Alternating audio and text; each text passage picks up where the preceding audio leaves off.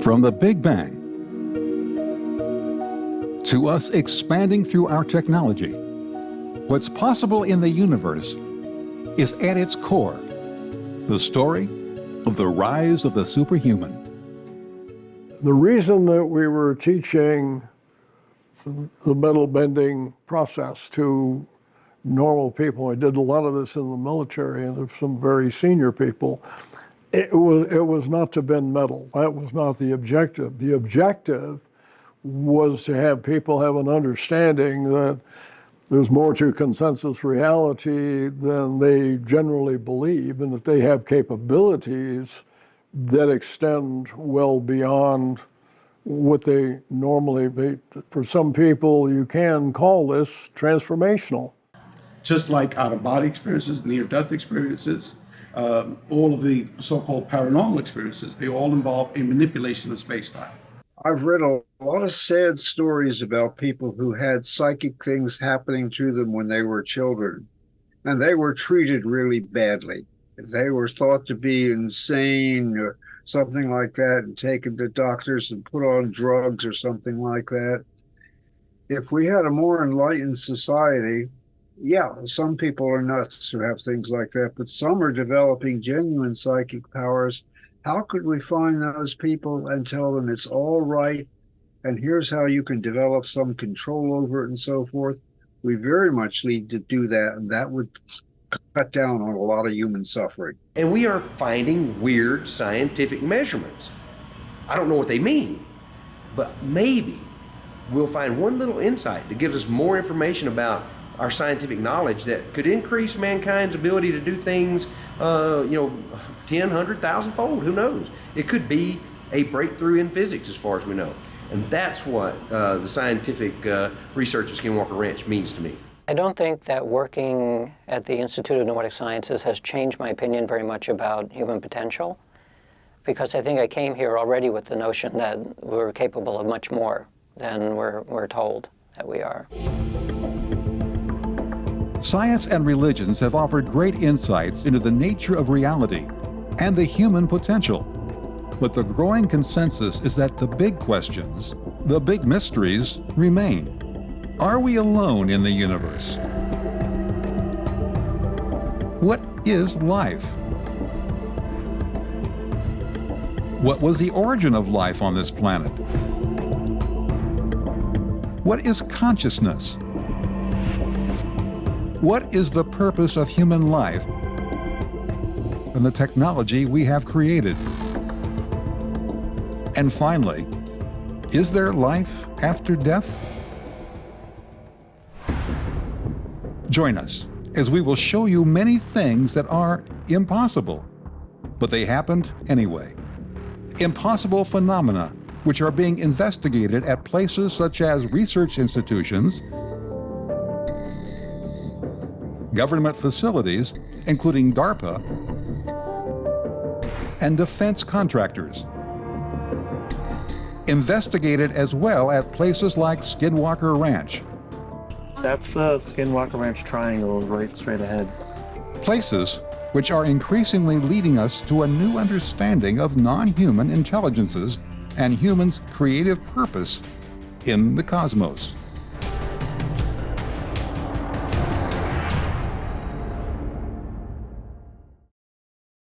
Minus 10 seconds. 9er, 8, 7, 6, 5er, 4, 3, 2, 1, T0.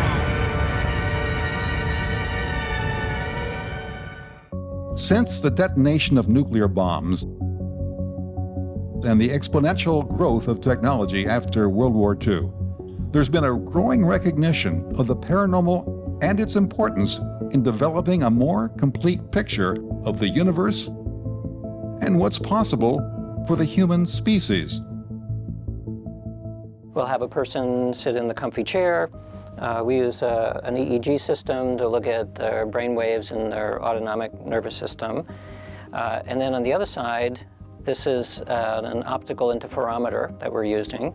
And so this experiment is looking at the relationship between their mind, their brain, and a physical target on the other side of the box. We're looking for mind-matter interactions, but also what's happening in their brain at the same time.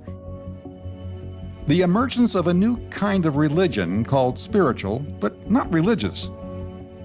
And a growing acceptance that reality is stranger than we ever imagined. At the same time, an unfortunate series of splits occurred.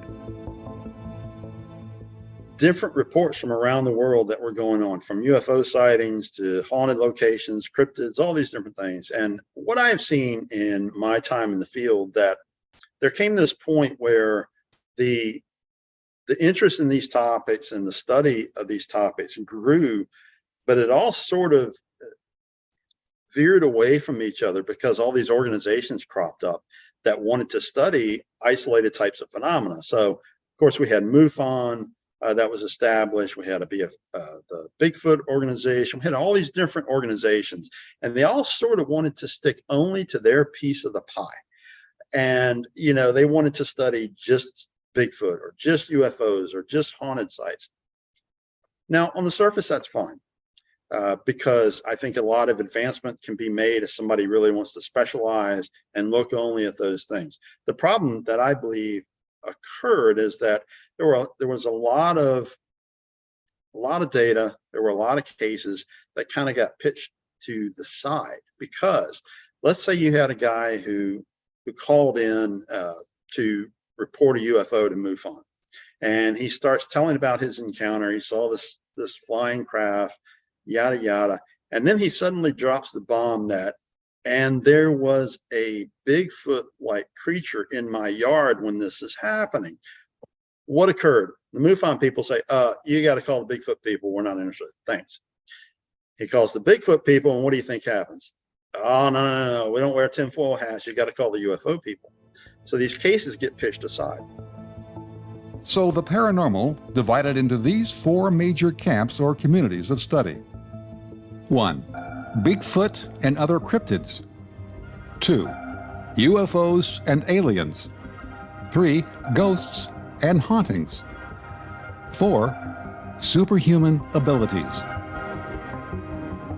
So let's look at each major paranormal phenomenon individually, starting with Bigfoot and cryptids, and then see how they can be brought together under one unifying umbrella.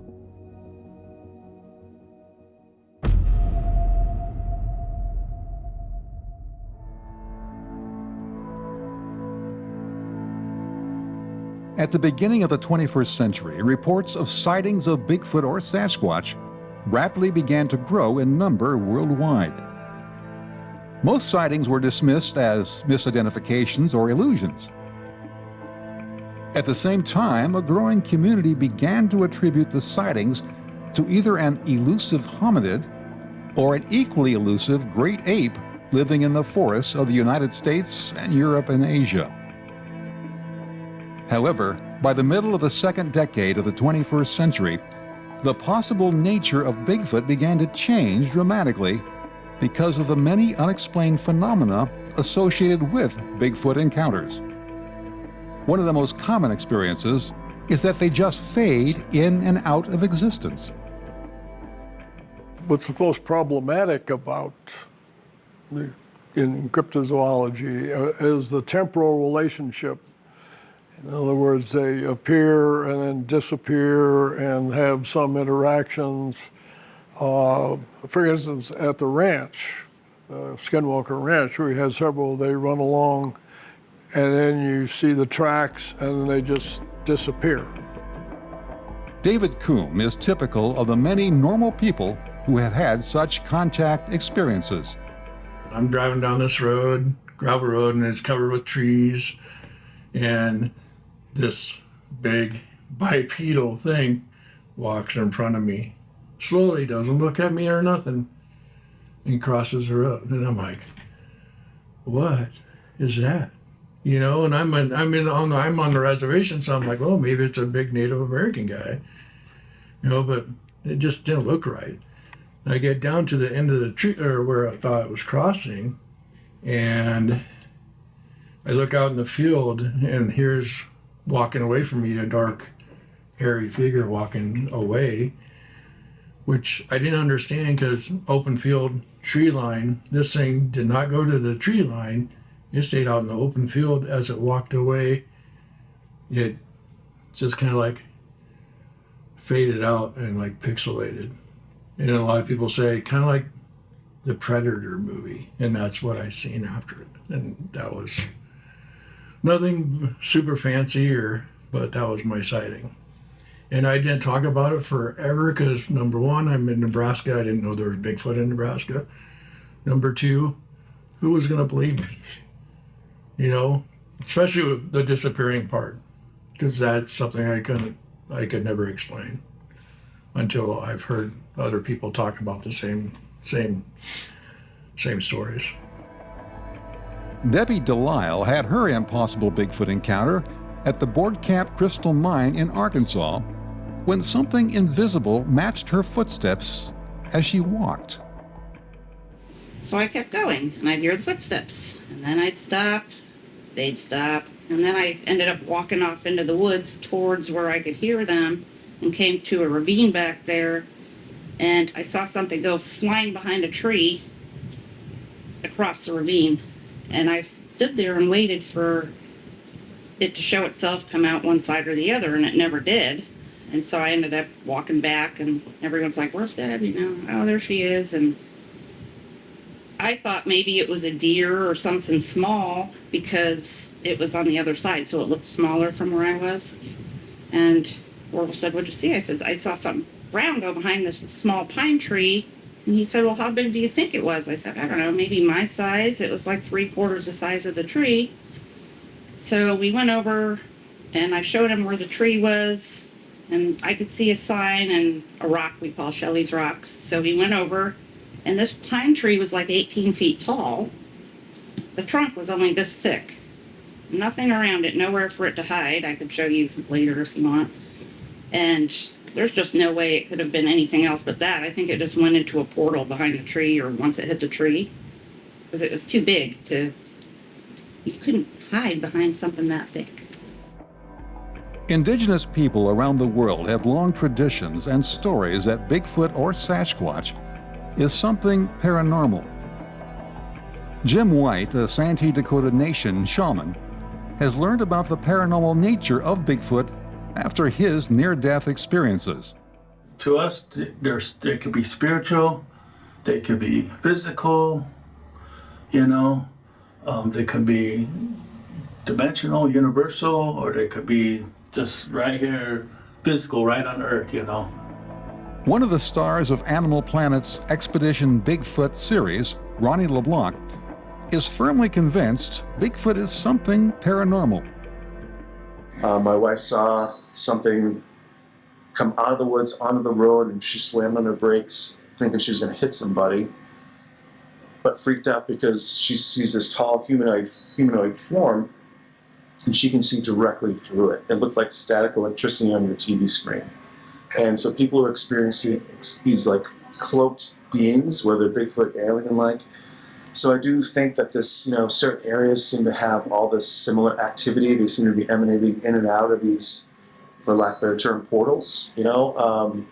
And what's interesting is now we're hearing from these congressional hearings about the UFO, UAP phenomena, and they are talking about transmedium and interdimensional stuff. And every clairvoyant, psychic medium that I've talked to that has some familiarity with Bigfoot talks about them being interdimensional.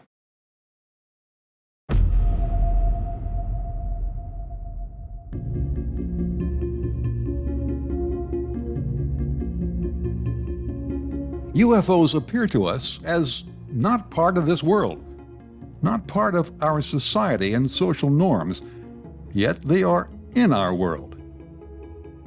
This makes them unique among the anomalous contact experiences, such as the triangular-shaped 1997 Phoenix Light seen here. Ever since the 1947 reported crash of an extraterrestrial craft near Roswell, New Mexico, and Travis Walton's 1975 account of a UFO abduction as portrayed in the 1993 movie Fire in the Sky, UFO contact experiences have been the gateway for many people to the paranormal. Back when I was 11 or 12, my mom was a bird watcher. She took us to the Everglades, and we were out there looking at birds. And I saw something that came overhead that I thought was the moon. It was large enough to be the moon. It was circular. It was kind of greenish, but it was strange looking. So I said to Mom, Mom, look at the moon. And she said, the moon's over there. So I said, well, what's that? And we both looked up. We had binoculars, and it was this kind of huge, green, glowing thing, round. The moon was full that night. I remember it rising. It was on the horizon. It was pretty big, but this was even bigger than a full moon on the horizon. And it had, when we looked at it under our binoculars, there was a dot-shaped pattern of round objects at the bottom of whatever the vehicle was. And they were fixed. So it was a very sort of odd-looking object. It had the characteristics of a amorphous cloud-like object, but within it, with binoculars, you could see a definite structure, like there was something solid behind the cloud-looking structures. Well, as soon as we put our binoculars on it, it moved into a cloud. It started moving very quickly. There was an object sitting on top of November 5 missile site that looked like, honestly, a Walmart supercenter in a sphere.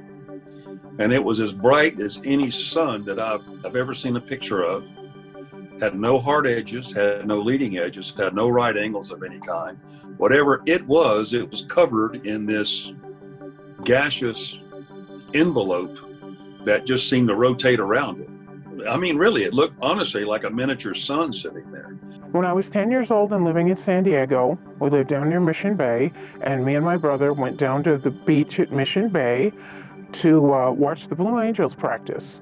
And something extremely, extremely bright, shaped like that, like a diamond, might have been super shiny, almost chrome looking, but it was so bright, starts zipping around the sky.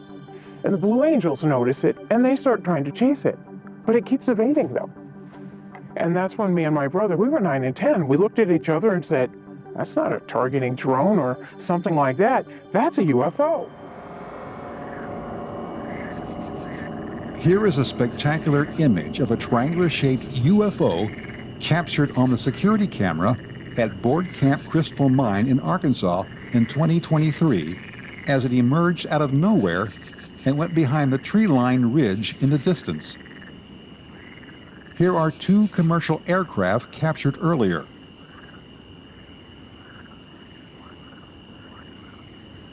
And here's a satellite.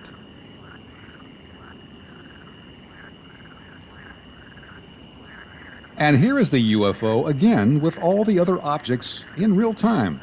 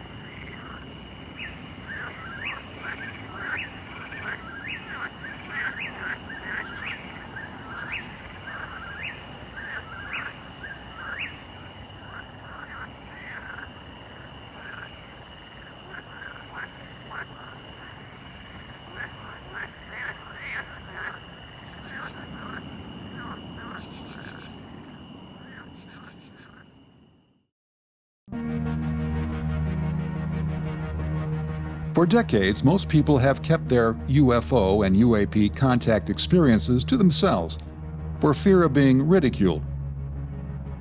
However, it is now well known that governments have used disinformation techniques to discredit such contact experiences. That all changed when what is now described by ufologists as December 2017, as the time when the UFO taboo began to lift. That's the month and year Leslie Kean, together with 2 New York Times journalists, revealed that the Pentagon had been running a surreptitious UFO program for years. The first program, initiated by Senator Harry Reid, was known as the Advanced Aerospace Threat Identification Program, ATIP. Interestingly, the program included research into wormholes, anti-gravity, and invisibility cloaking. Then there was a largely concealed program, the Advanced Aerospace Weapons System Applications Program, or OSAP. It investigated the Tic Tacs and other nuts and bolts UFO events and analyzed intrusions of UFOs onto U.S. military nuclear missile bases, such as F.E. Warren Air Force Base in Cheyenne, Wyoming. In 2010, there was an outage, or the Air Force said it was like, a computer glitch where they didn't have control of the nuclear missiles. There's 50 missiles at 5 sites, and they didn't have control of those. Now, they reported that it was 59 minutes, but many of the staff members spoke out, the airmen, and said it was several hours on and off. And this happened in concurrence with UFO sightings above the missile bases. And so a lot of people question as to whether UFOs were the cause of the outage.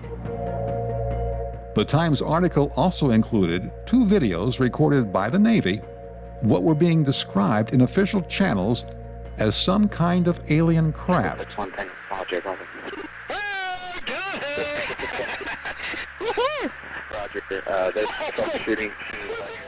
Alien crafts, which are now designated as UAPs, unidentified aerial phenomenon.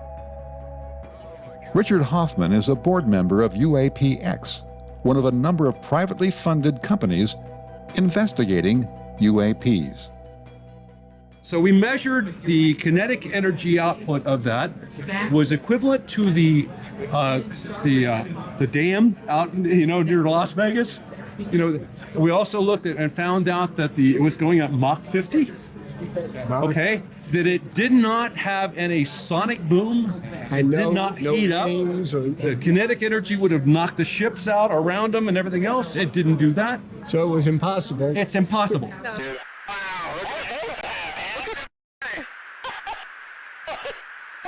Lou was able to get 3 videos out because number one, and I work in the IT world at the Army Material Command, and when you get a FOIA request, you got to go look at that and you can release it.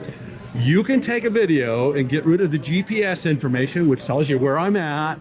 You can cull it down and you can edit it. And so that's why you got 3 videos that Ryan Graves and the Nimitz case that now we took, for example, just that little short clip, and we were able to show that it was going Mach 50.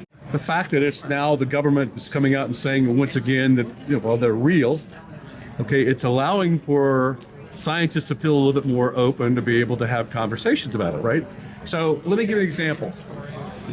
Where I work at the Army Material Command, my cube is decked out in UFO things. Before, there was a nervous tension about that, and now there's not a nervous tension. In fact, they jokingly point to me as the command ufologist. Okay, and the funny thing about it is that now we're having conversations open about UFOs, right? So that change has happened, and I'm encouraged about it. So scientists now are also having those water cooler conversations. And hey, did you see the thing on the Tic Tac, or did you see this, or whatever? Are you aware of it? And now they can talk about it, where they didn't do it before. This could really be something that defies what our formal knowledge system says exists. What society has told us is real. There's more than that, and we don't really have a very good grasp of what it is. Basically because of the national security system that's been put in place since World War II. I think the issue is so complex that governments are not well established to be studying it. I think they've got a component because of interactions with aircraft, and they bring certain things to the table with sensor systems and all of that. But that it's far more complex. It's ubiquitous, around the world. And governments and governmental organizations are set up to address very specific functions within their domain of whatever that might be. Even in research and development, money is allocated based on those functions. And yet the kind of observations that we have exceed the parameters of anything that a government might exist. So can they bring things to the table? Yes. Should they be in charge? Probably not. Now that the U.S. government has confirmed that some UAPs are indeed alien in nature, scientists have expanded the category and renamed UAPs as unidentified anomalous phenomena so as to include all manner of strange light occurrences such as orbs. Orbs like those we recorded on our trail cam at Bradshaw Ranch in Arizona, pouring out of an interdimensional portal.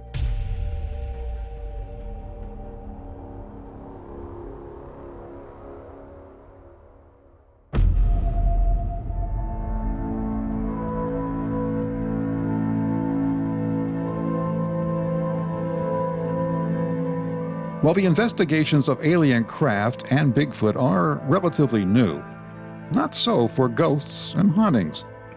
That is because the concept of a ghost is based on the age-old idea that a person's spirit exists separately from his or her body and continues to exist after that person dies.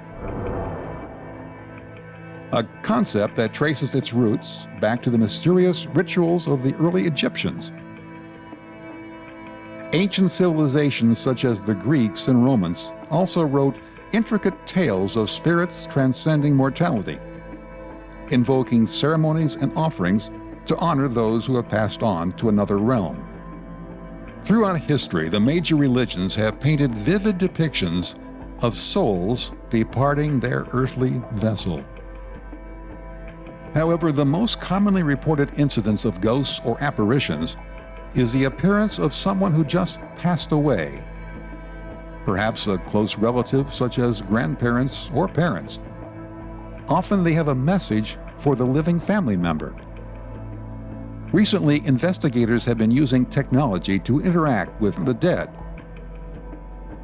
Such was the case with an amazing psychic, April Slaughter, interacted with the inventor of the spirit box, Frank Sumption, who passed away in 2014.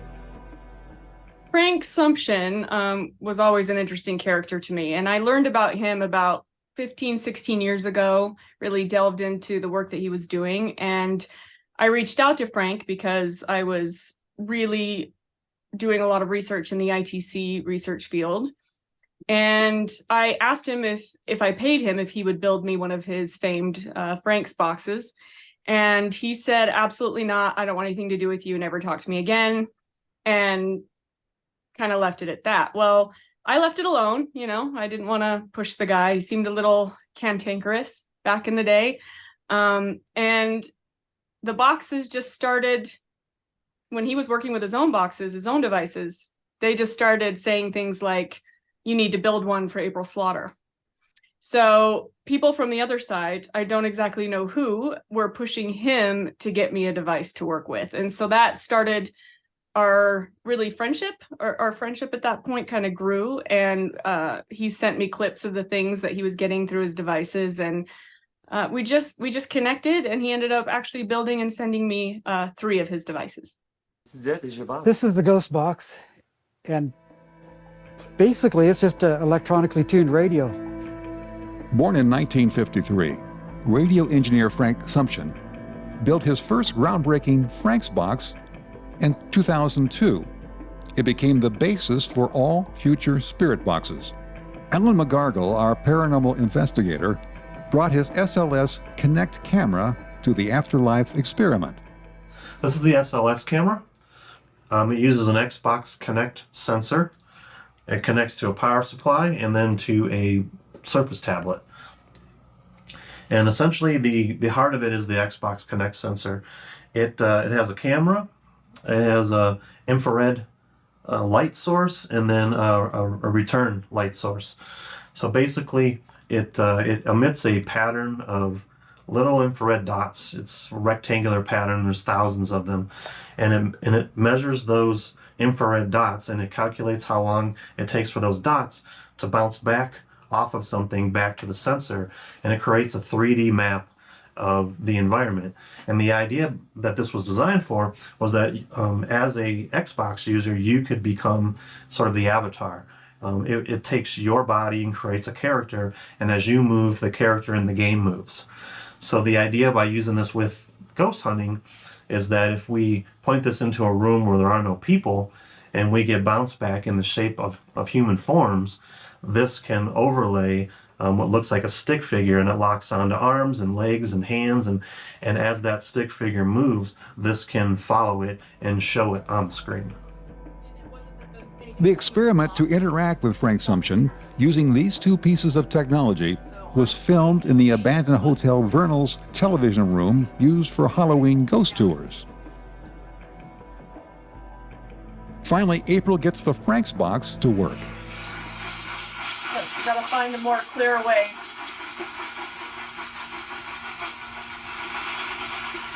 Can you say purple? Then amazingly, Alan detects an entity on the SLS camera. Hey, April. I got an entity in the chair with the box. Oh, you do? Yeah. I think it's, is that you, Frank? It just popped in like 2 seconds ago. It's still there? Oh, yeah. Frank? It's reaching over and touching the box. I'm trying to help you. Thank you. Right there? See it reaching over? Yeah. Touching the side right now. You're doing good. Keep it up. I can hear you, but I don't know that everybody else can. I can hear you. Just looked over at it. It just reached down and grabbed your arm. I can hear you, but I don't know that everybody else can. I can hear you. Just looked over at it. It just reached. Oh, it looks like it's trying to turn something. It does. It looks like it's what? It's trying to turn those knobs. Go ahead, Frank. Can you turn them? This is definitely Frank. This is definitely Frank. Can I cross? I might lose it if you do.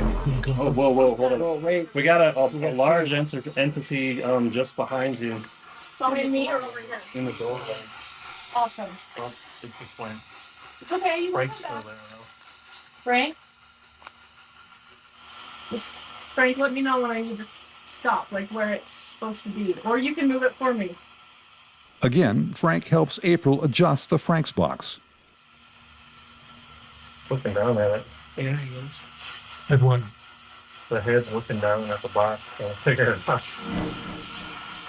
Have you worked with this in a room full of TVs before and a Tesla? You want to move the Tesla coil? Earlier, the team had powered up a small Tesla coil and placed it in the television room. Don't block your Faraday cage. Go over there and take the Tesla coil closer. Won't allow it out. It's it's creating more noise. Probably. But there is a voice. I've been able to hear it, but he's distant. Like okay, I don't know what that means. Because you're getting it sounds like you're getting an oscillation. Yeah. Yeah, put it closer right there. Moving the Tesla coil closer amplifies Frank's voice. Well, that made a difference. I could hear it. A good difference? Don't know yet. Frank? Is he still with me? No. I don't think so. He's out. When Byron walked through the field surrounding April and Frank, interestingly, Frank disappeared. So I noticed when we were doing our investigation that, we were interacting with Frank and some different beings, and we had, a Tesla coil going and the Frank's box going, but on occasion someone would have to reposition something, piece of equipment, or they'd have to move from one side of the room to the other, and that interaction would sort of cease, and it would take a little while to kind of get things going again. So I think it's possible that, when we're doing these interactions and we actually are able to initiate communication, we're almost creating like a little mini portal or a bubble of paranormal. And then when that bubble or portal gets interrupted, we sort of have to start the process over to re-engage and open that thinner veil so that communication can continue. When the camera switched to night vision and the infrared dots of the SLS camera now visible, Frank finally speaks. Is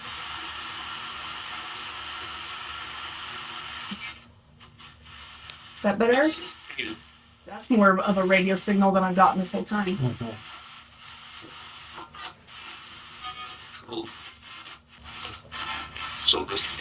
So listen to me. Did you hear that one? Yeah. It carried over as the... It went through multiple channels. You did. Okay. I'm listening.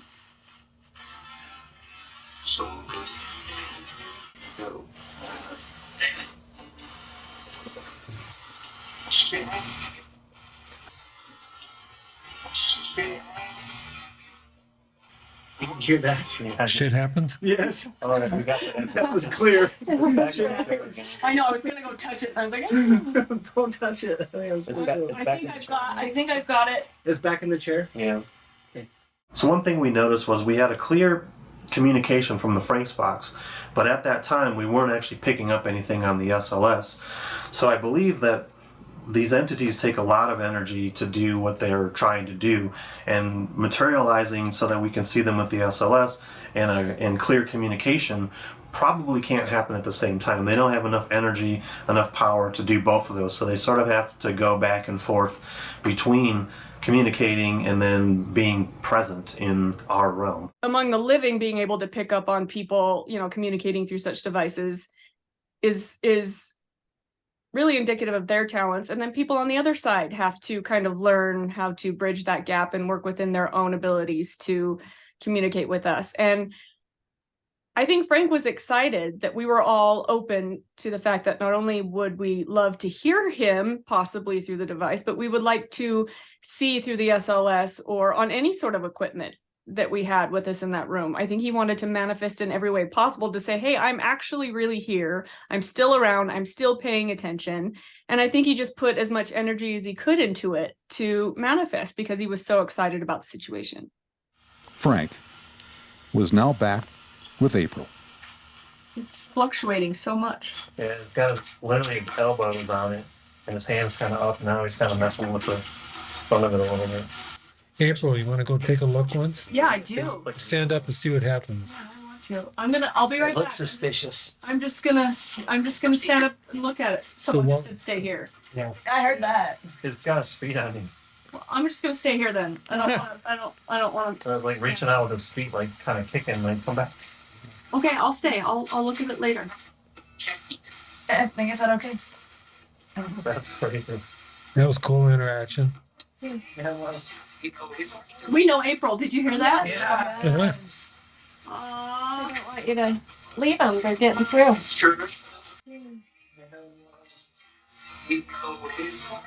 So, see if Alan can come over and connect with it. I would love to. Come sit down by me and let's. I don't want to break the connection if I move. But if you want to try it without me, you can. It's going. I thought George was well. Huh? It went away? Yeah. Okay, it's okay. Give it a second. It's okay. Patience. I just heard patience. So they may just have to get used to you being. Is that right? Do you just need a minute?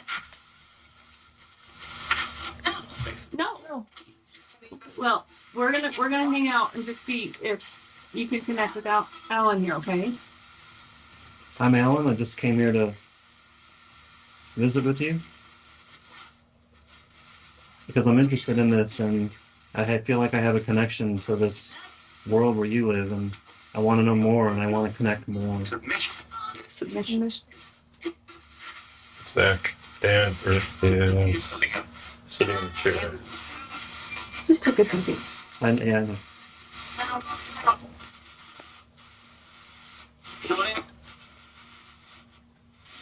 It's reaching out to you.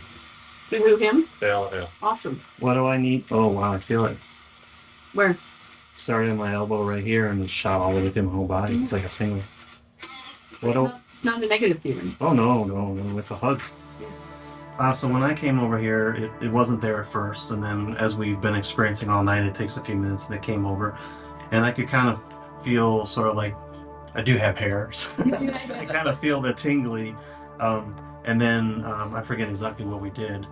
It just said be patient. Yeah, and then I reached out, and you could see on the SLS that it was touching me. Boy, I could feel it first here. It was sort of cold and tingly, and then just shot across my back down to my legs, and I just felt it. And then it was very strong right in my back, almost like it was like pulling me in almost. Yeah.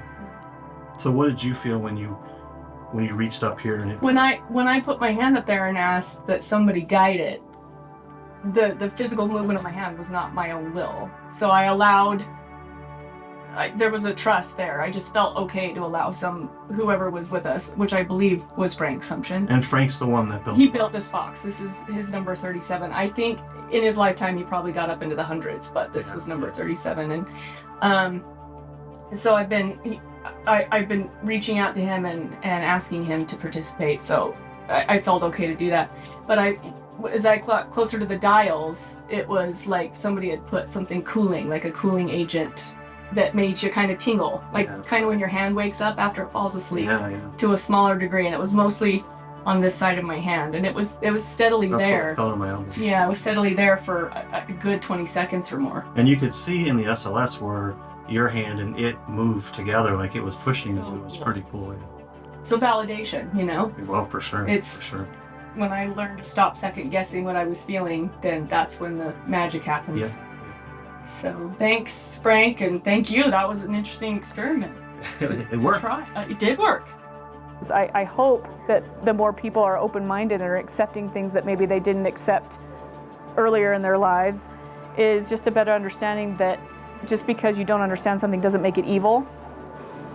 Just because there's been a label put to it before, it doesn't necessarily mean that that label should stick for everyone. And if you're going to pursue one line of learning, especially within the paranormal and the supernatural, you should really be open to learning about all of them.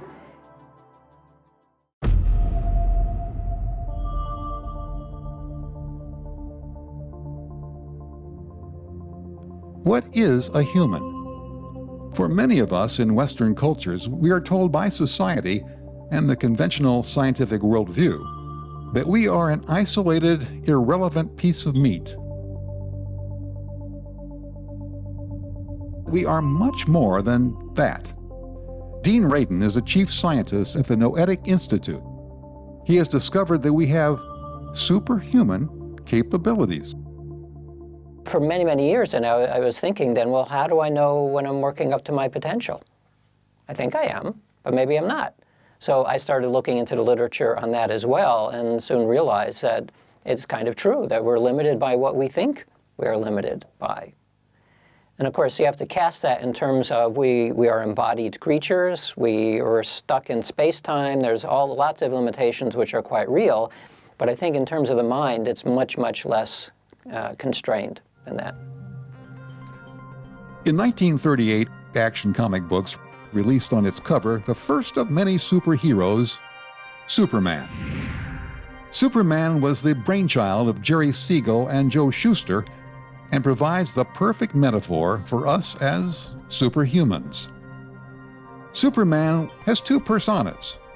One is Clark Kent, a mild-mannered reporter confined by the belief systems that has forced him to live an ordinary life. And the second persona is Superman with superpowers.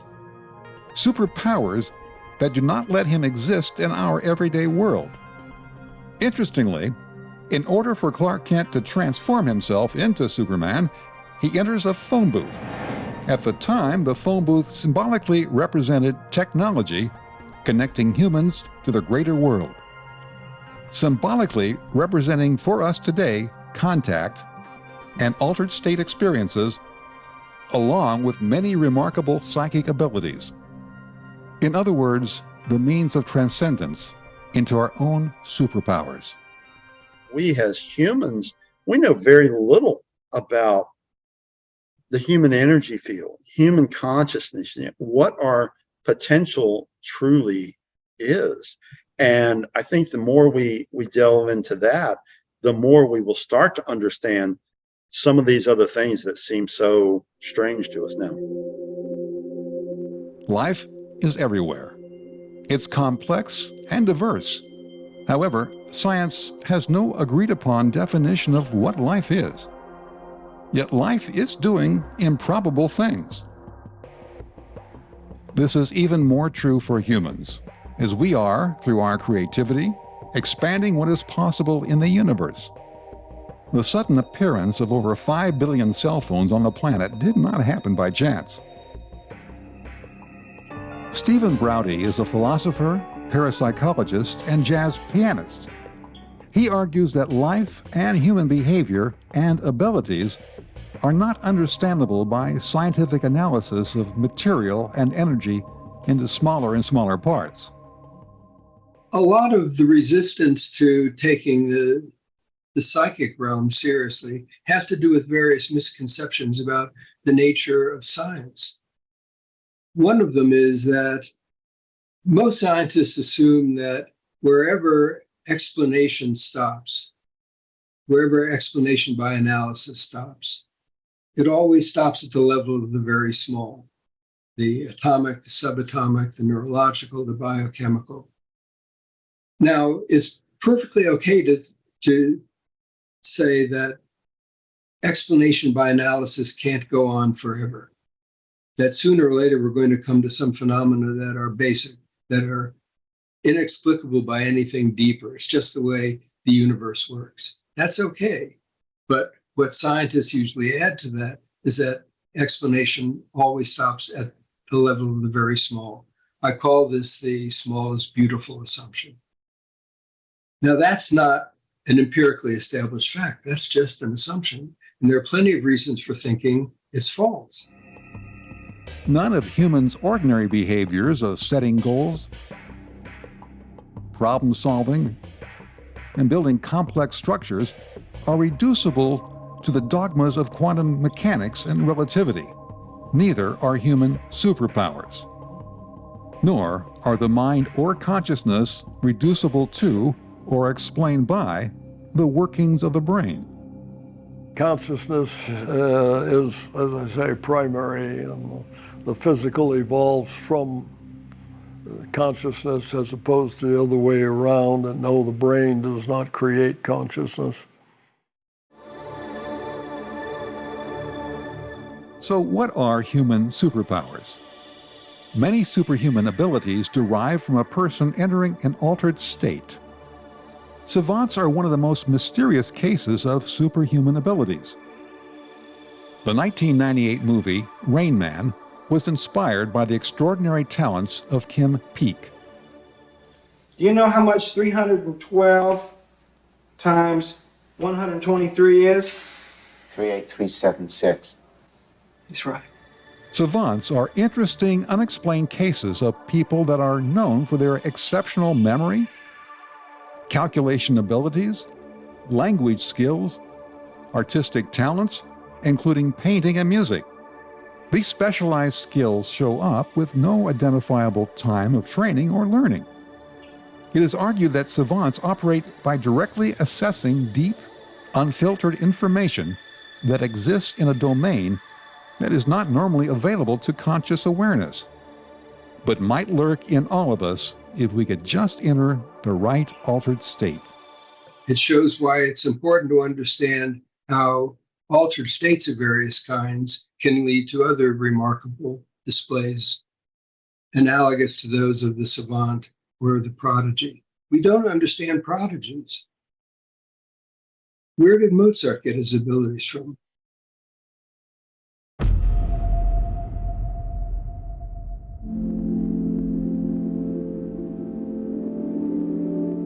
Two of the best-known superhuman capabilities to connect directly with the hidden realm of knowledge and beings are channeling and near-death experiences.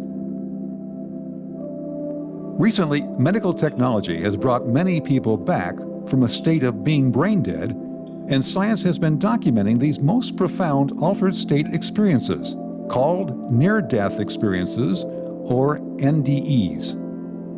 Ray Hernandez has spent years advancing the concept that all paranormal phenomena should be studied under one umbrella, the umbrella that interconnects all anomalous experiences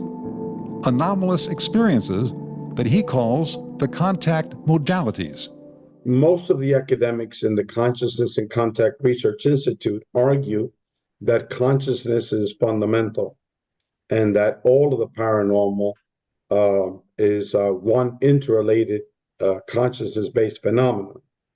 Now, with UFOs, it's very difficult to get a grasp of that concept. But with NDEs, automatically, your consciousness is not in your material reality. Near-death experiences are altered state experiences whose common features include feelings of detachment from the body, a sense of levitation, complete serenity, divine love, the absolute dissolving of the ego, and often entering a realm of total knowledge of the cosmos.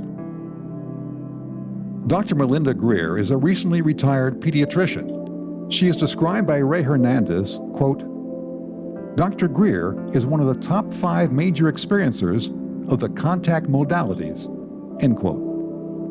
Indeed, Melinda has seen UFOs, witnessed Bigfoot, been in contact with 2 alien beings, experienced apparitions in a hospital, and has had 2 NDEs. Raised in Oklahoma, the first one occurred when she was around 5 years old. The second occurred in 2015 in a Tulsa hospital. After a day of medical traumas, she was being transferred from one part of the hospital to another. This is what occurred.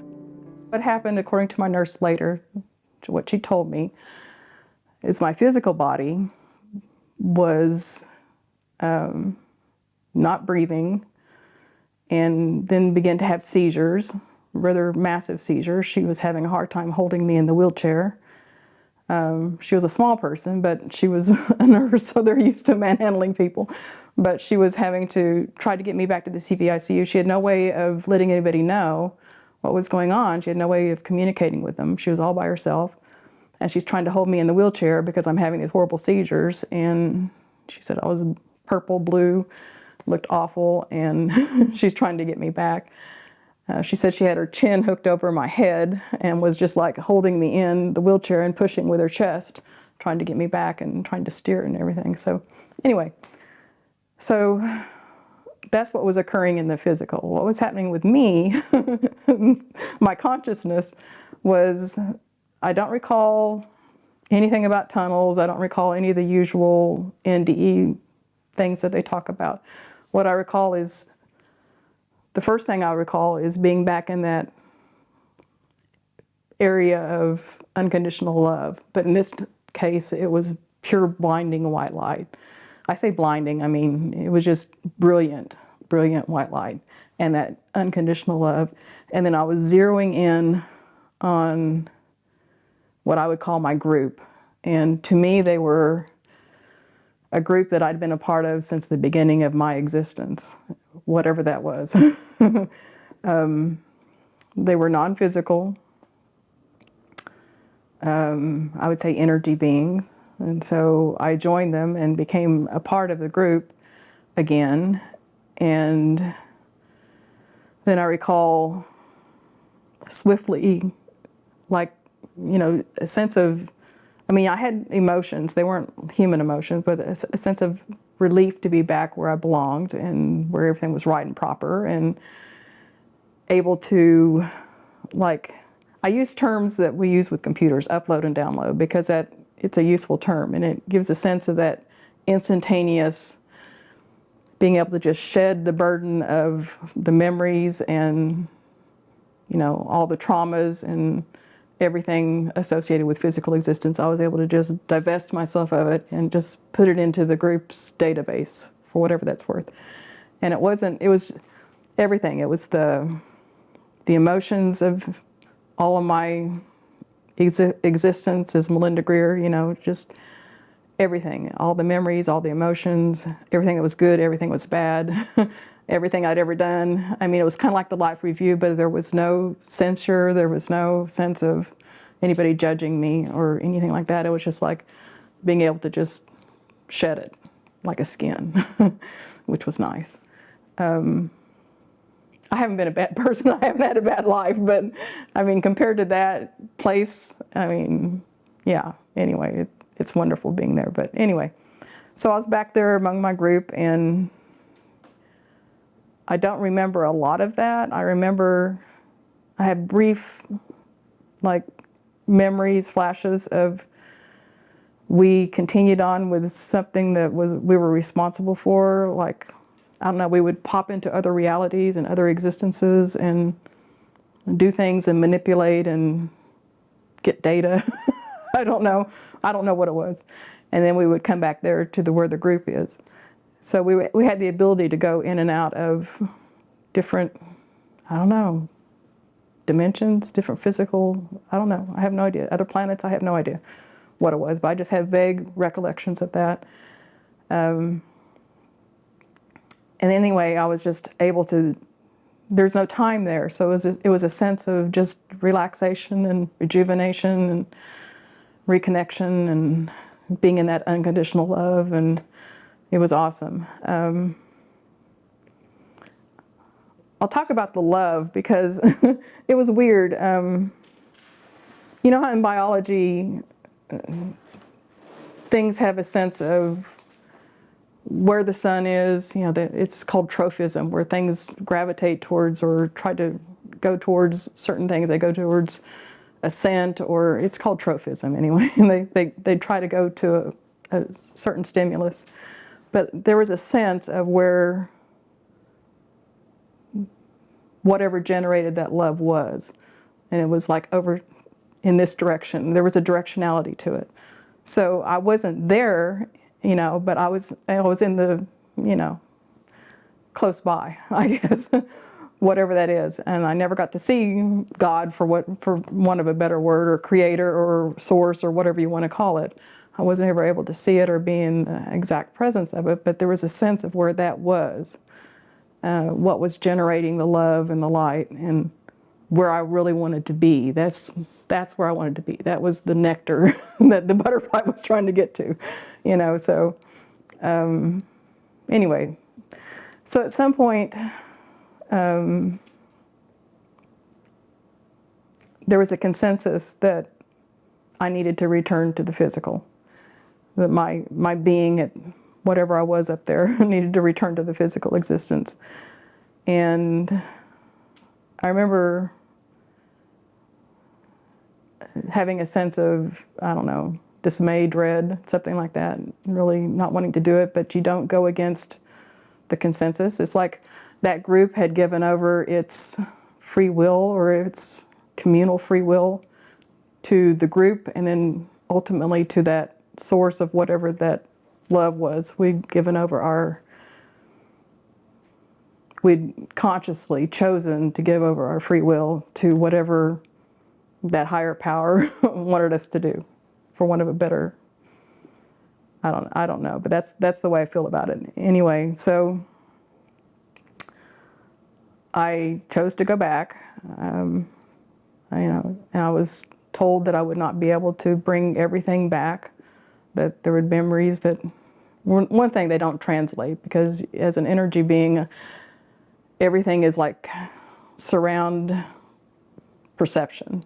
Like everything's 360. I mean, you're not confined to binocular vision and, you know, ears that stick out here. Everything was, all sensory input came in from all directions at one time, and you were able to perceive it all spatially, like in surround sound. I don't know how to describe it because it doesn't translate well. to us because we're so limited by our senses.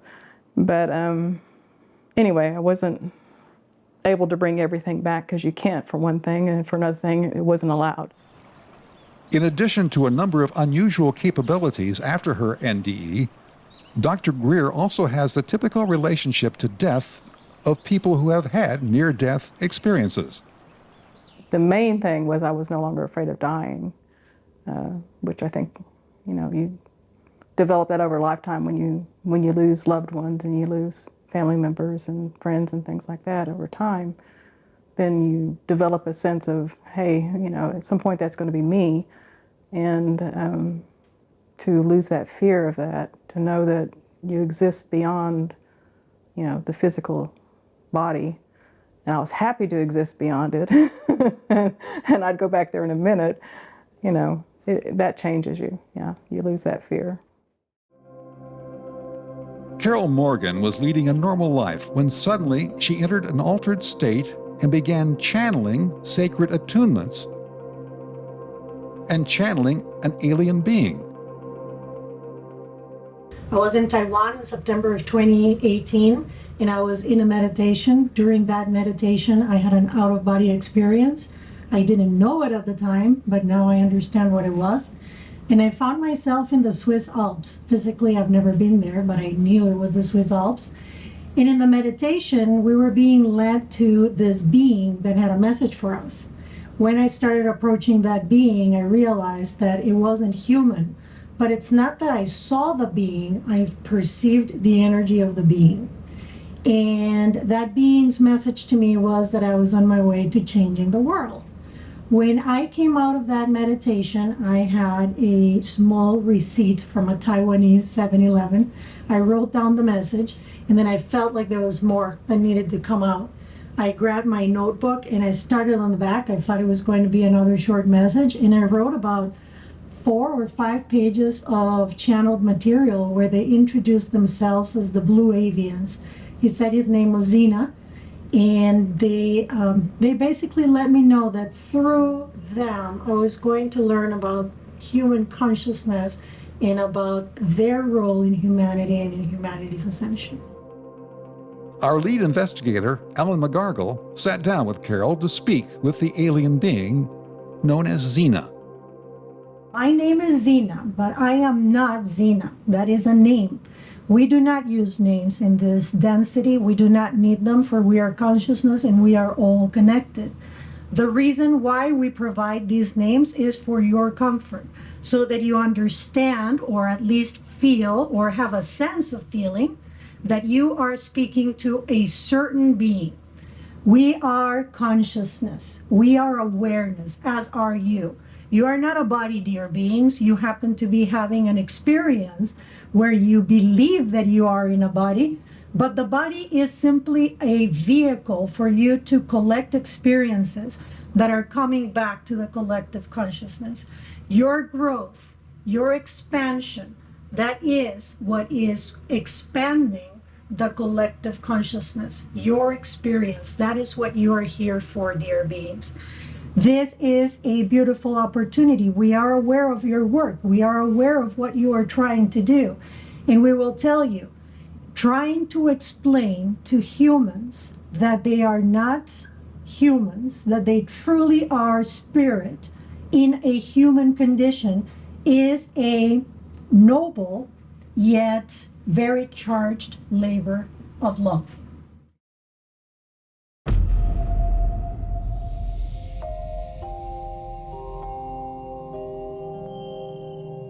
Of course, the best known and studied of human superpowers are psi phenomena or psychic phenomena. These superpowers are a set of paranormal or unexplained experiences that involve the mind's ability to interact with the external world and other minds in ways that go beyond what is currently deemed possible according to mainstream mechanistic science. In order to understand these suppressed human superpowers, it is important to recognize the possibility that consciousness and the mind are not in the head, produced by the brain, but extend out like a magnetic field from what has been called the soul of each person, as revealed in millions of near-death experiences. I'm supposed to be an authority on consciousness.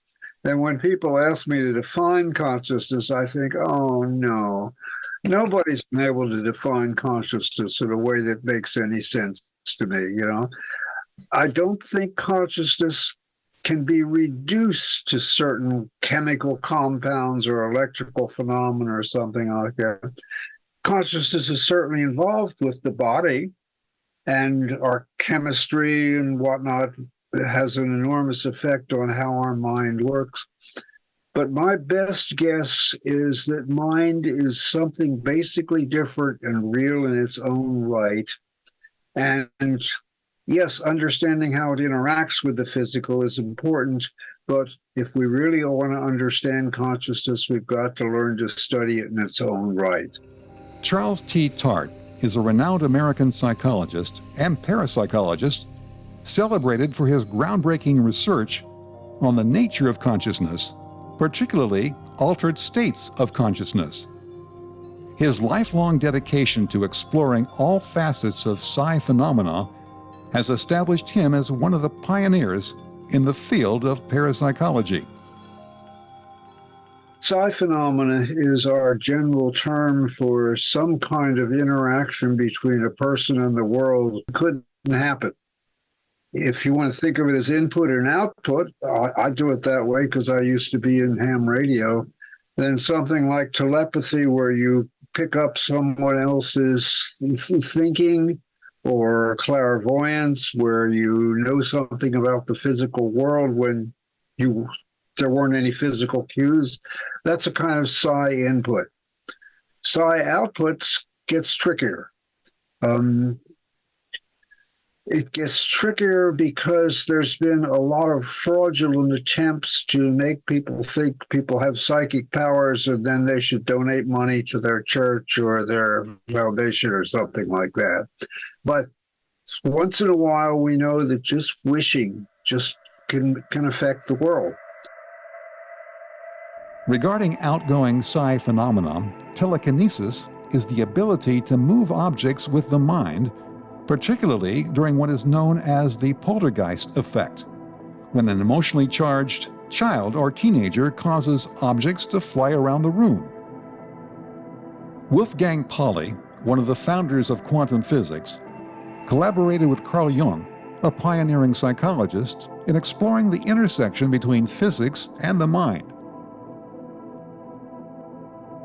In addition to winning the Nobel Prize in Physics in 1945, Pauli's impact on electronics and his reputed ability to affect experimental equipment negatively, often referred to as the Pauli effect. It was well known that technical equipment frequently malfunctioned in his presence, a phenomenon that Pauli himself humorously acknowledged. The Pauli effect is reported to occur among people who've had near-death experiences. Then there are healing practices like Reiki, which involve channeling energy to promote physical and emotional well-being, offering a deeper connection to the energies that influence health and the environment. Diane Musho Hamilton Roshi is a teacher of Zen Buddhism and is well aware of these outgoing telekinesis healing practices. Healings as opposed to cures. You know, healings are probably an example of again, just the kind of inexplicable dimension of our experience. I have a student who has been diagnosed with 4th stage ovarian cancer. And there's no reason that she should have recovered from this, but we did a particular kind of ritual. We did a laying on of hands, and her tumors are gone. And there's no explaining that. There's no, what makes it a miracle healing or a miraculous healing is you can't explain the cause and effect of it. And yet she was ill, now she is well, and the only thing in between was her intense yoga practice and this moment of laying on of hands. And now her tumors are gone. So what is that? That's just a question, and yet there's an experience in the heart that says it's meaningful, and that there's a lot in reality that's possible that we don't understand. Precognition is seeing events in the future that turn out to happen. One of the most famous cases of precognition is Mark Twain seeing in a dream his dead brother Henry laid out in a casket. Soon after Twain's dream, an explosion on the ferry boat Henry was working on killed him. Then on June 21st, 1858, Twain was horrified to see the enactment of his dream. His dead brother laid out in a borrowed suit in the Memphis, Tennessee morgue. Then there are inputs to our consciousness not derived from our usual senses, known generally as clairvoyance, particularly remote viewing. Remote viewing, studied by scientists Russell Targ and Hal Puthoff at the Stanford Research Institute. One of the most importantly studied kinds of psychic phenomena is what's been called remote viewing. It was called that because remote viewing is also an engineering term where something like psychic stuff or telepathy, that's woo-woo stuff. People think that can't be scientific. So the original researchers called it remote viewing because they're finding out what's happening at a distance. Just turns out there's no physical explanation for how that information can get there.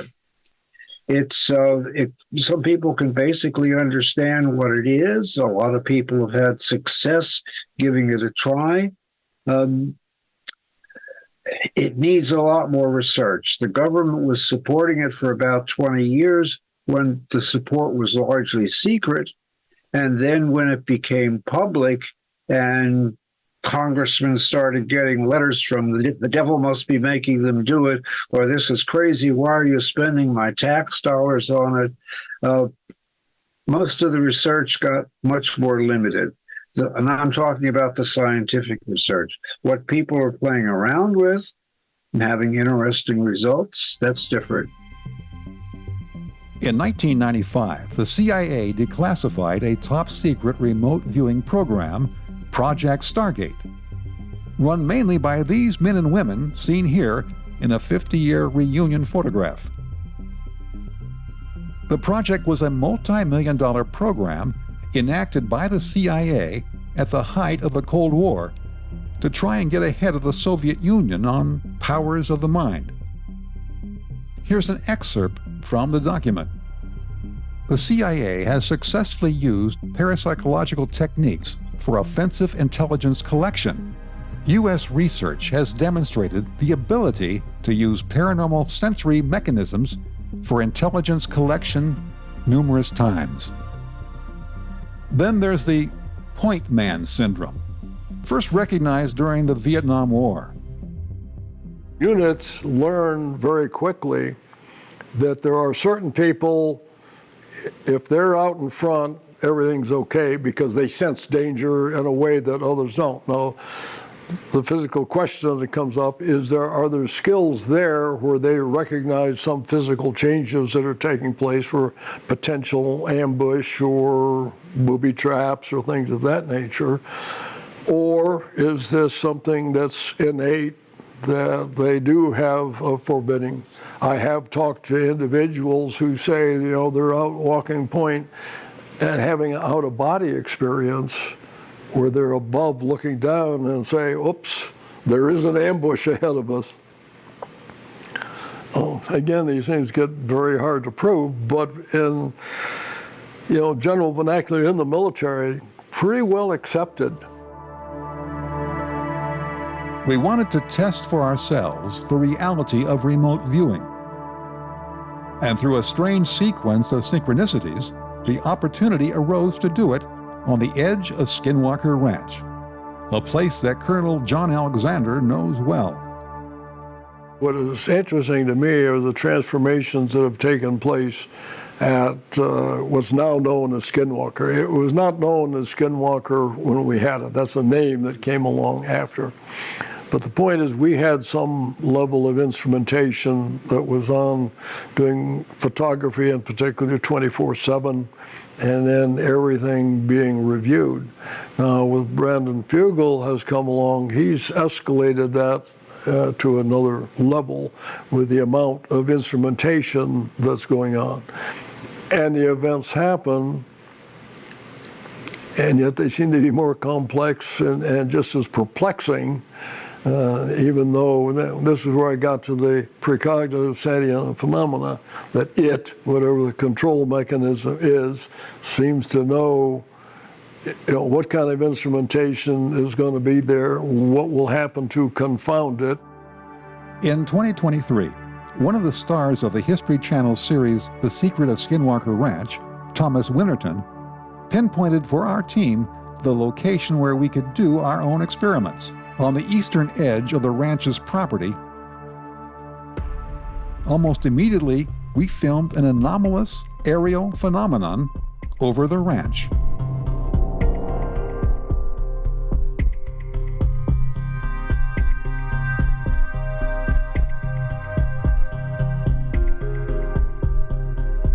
We zoom back to get a wider perspective.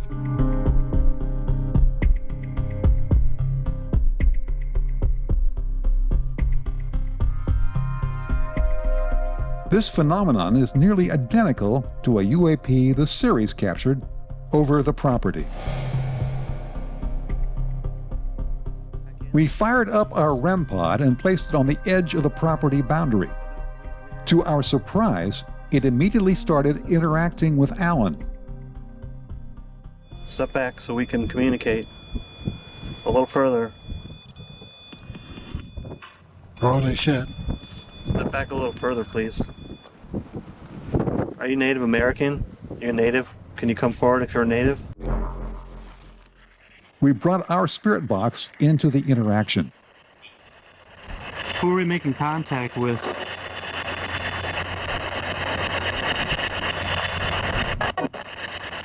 Are you the energy from the Skinwalker Ranch? Oh. Said yes. We're here to observe. And document anything that happens. All those lights are out. Is there anything that you'd like to say to us? All the lights on out there? Yeah. Well, there's like most of them. Most of them. No, there's a whole bunch of just actually as I'm talking, came back on. What if they're filming it driving somewhere? Other skinwalkers here with us. Wow.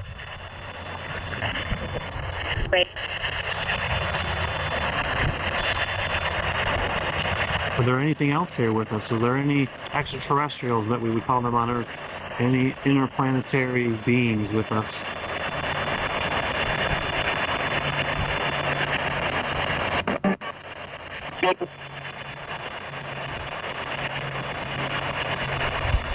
We're interested in making contact.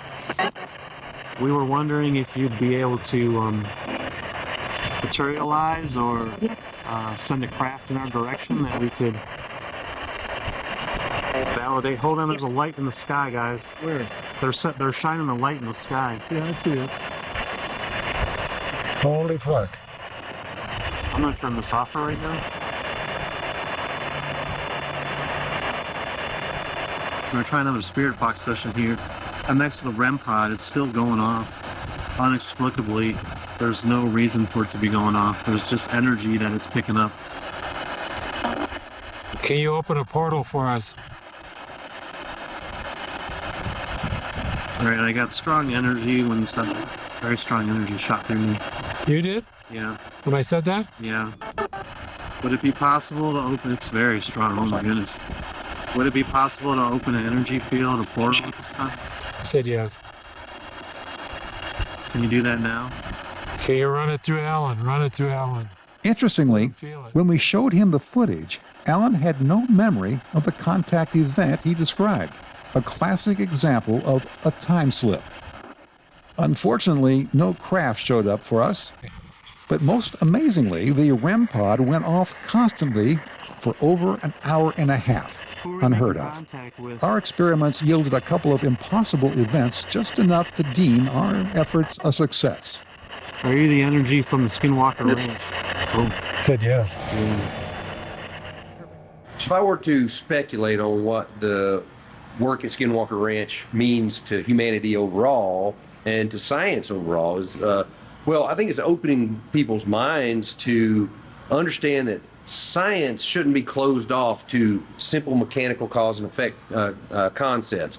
It's anything that's unknown, you should apply the scientific method to. Do your homework about the idea, the concept, then create a hypothesis as to what you could test. And the hypothesis has to be in such a way that you can validate it or falsify it with an experiment or a measurement. And then you conduct those experiments and measurements and tell everybody what the results are. And so, to me, getting across to the world that's what science really is, not just because some scientist says something that is true. That's not science at all. What science is that there's an unknown here. People claim things are happening. People have reported things for hundreds, maybe thousands, maybe 10,000s of years. You can't put it in a box that says, this is fringe stuff, we don't look at that. What you have to do is say, there's a lot of data here of people reporting something. We need to apply the scientific method to it rigorously. The next year, as we prepared to return to the Skinwalker Ranch location, we were approached by Michelle Freed, a well-known teacher of remote viewing and a psychic, to conduct a remote viewing experiment. My name is Michelle Freed, and I'm a remote viewer, and I use the transdimensional systems method. I teach it. I have a 6-week course, and I've been working on it for over 10 years, and working with Homeland Security, finding missing persons. I work with some NASA scientists on climate change, and we get a whole bunch of information. So we're going to go someplace, and you're going to what? Explain how that'll work. So I am going to be driven somewhere. I think I'm going to be picked up at around 6 or 7 o'clock. I have no idea where I'm going or what I'm doing. And right now I'm going to leave and go to my room. And I'm going to spend an hour doing a session following the transdimensional systems protocol. And then we're going to see what information I get. We'll take the data, line it up with what's actually happening, which will be my feedback, and we'll see what I get. Lots of hits, I hope. We pinged the coordinates to the people who would drive Michelle to our location. When we arrived back at the site of our earlier investigation, we began setting up some of our equipment, including a Geiger counter, a compass, and a REM pod. This time our plan was to add a small Tesla coil to assist in materialization. All right, so we're gonna set up this mini battery-powered Tesla coil. This is the coil part here, and there's a little metallic ball that goes on top that kind of gets energized when it fires up. We just plug it into a regular old phone pack for power, and this should create a magnetic field and a plasma field that will allow any entities or beings to draw energy from to potentially manifest or communicate. So we'll set this over here by the REM pod.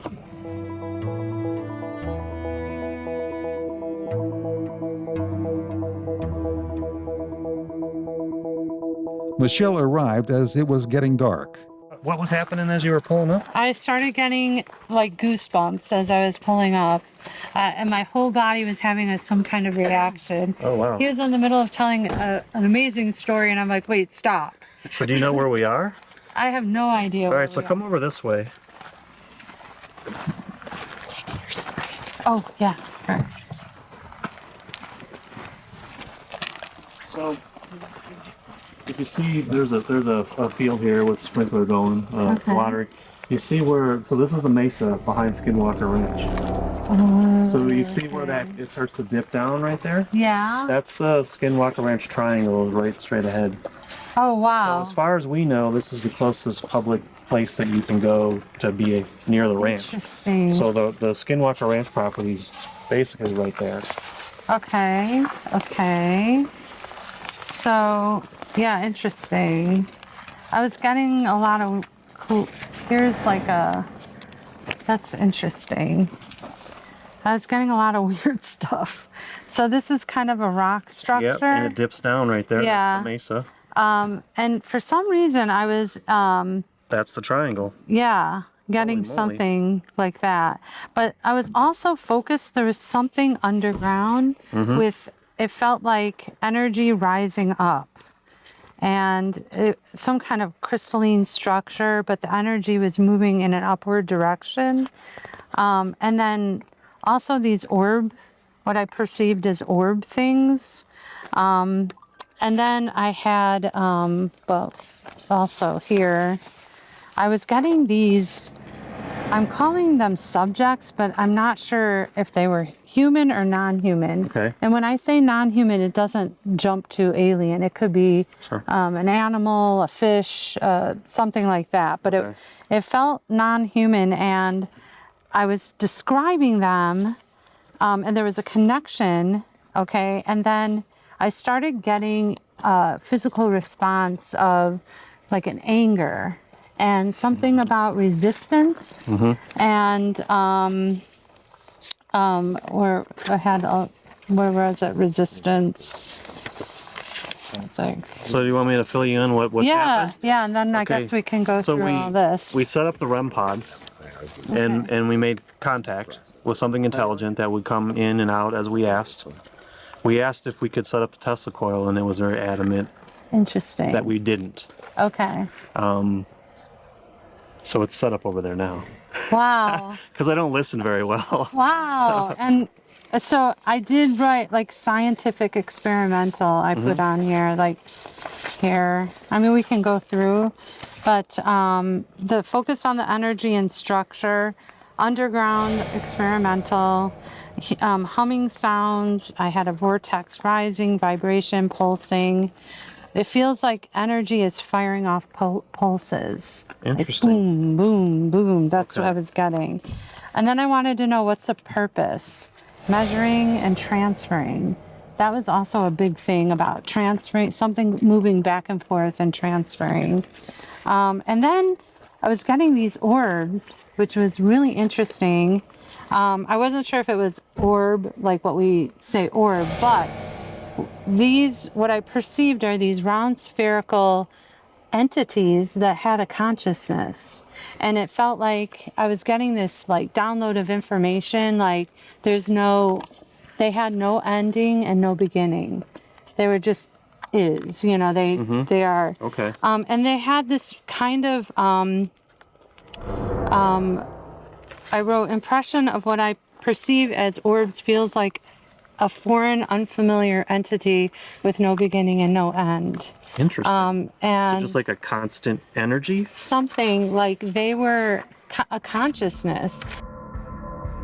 So not only did Michelle Freed correctly remote view Skinwalker Ranch with a number of its identifiable physical characteristics, such as the triangle, but also describe the it, or what Colonel John Alexander calls a precognitive sentient phenomenon occupying this place of high strangeness. I was always searching for ways where these things intersected, right? So where a ghost and maybe a Bigfoot were experienced in the same location. And luckily Utah has such a property, Skinwalker Ranch.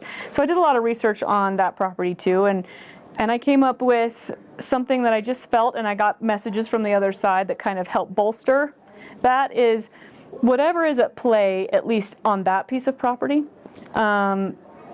is somehow conscious, even if we're not, of whatever we fear or things that make us uncomfortable. People have done meditation routines and stuff out there where they've wanted certain things to manifest or open their minds to things, and they've had negative experiences with that. And they've also had, I got exactly what I wanted. My mind was open, I received a vision or whatnot, and people were lifted up by that. Now, I don't know why one person would have something that was positive and then another person would have something that's negative. So, what is the Bigfoot, UFO, near-death experience connection? First, Skinwalker Ranch appears to be a kind of alien precognitive phenomenon, as Colonel Alexander suggests. That it, whatever the control mechanism is, seems to know what kind of instrumentation is going to be there, what will happen to confound it. Well, that would be impossible.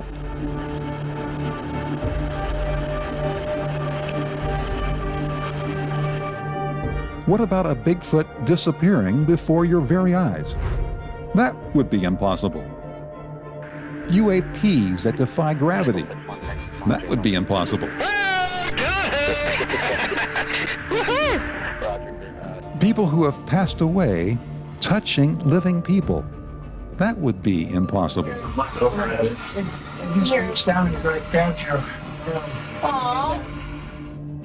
The existence of a non-physical domain of divine love available to everyone. That would be impossible. The first thing I recall is being back in that area of unconditional love. But in this case, it was pure blinding white light. I say blinding, I mean, it was just brilliant, brilliant white light. And that unconditional love. A soldier able to remote view the enemy. That would be impossible. Dreams that accurately predict the future. That would be impossible. Impossible, but happening all the time to people like you and me. Happening throughout history. And happening now more than ever. We are not the limited human beings that our culture and consensus science says we are. Nor are we merely socially and psychologically conditioned egos. Mere pieces of meat that live for a while and then die. No, we are something magnificent, demanding that we tell different stories about who we actually are. Superhuman beings capable of the impossible. And finally, we need a scientific revolution that encompasses the old, but also the impossible.